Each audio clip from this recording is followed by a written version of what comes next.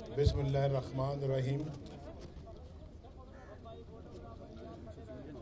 आज हम पाकिस्तान की 70वीं सालगिरह मना रहे हैं।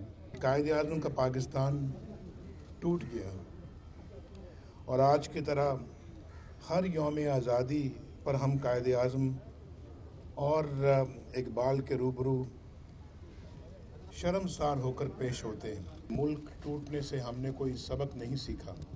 अब वक्त आ गया है कि पाकिस्तान को उसी रास्ते पर गामज़न किया जाए जो कायद-ए-आज़म ने तय किया था।